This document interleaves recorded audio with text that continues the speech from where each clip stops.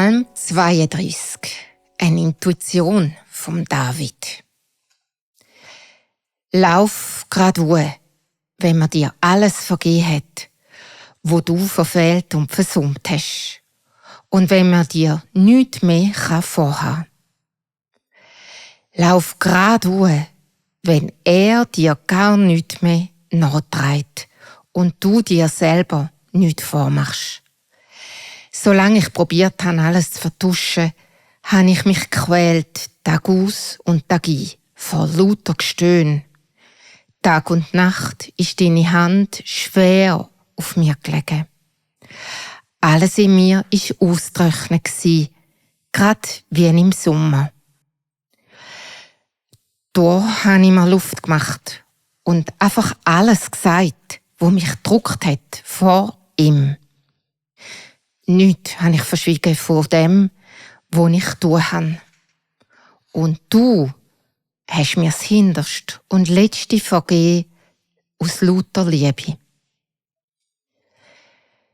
Ja, wegen dem können deine Freunde beten, weil irgendwann die Stunde kommt, wo wir dich finden. Dann wird man nicht überschwemmt aus der Tiefe, die Fluten machen einem nichts. Dann ist man am Schermen, wie ich jetzt bei dir.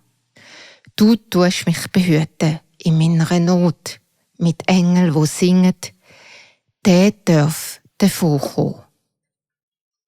Jetzt los, ich sag dir schon, wie es weitergeht und zeig dir einen Weg aus meiner Erfahrung.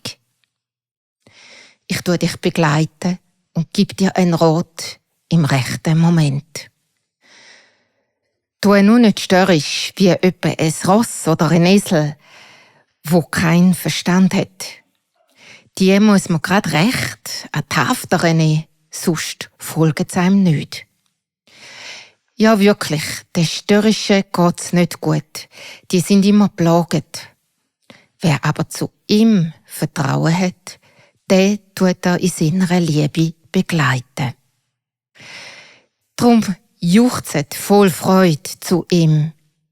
Ihr Bewährten, sind froh, ihr Aufrechten alle.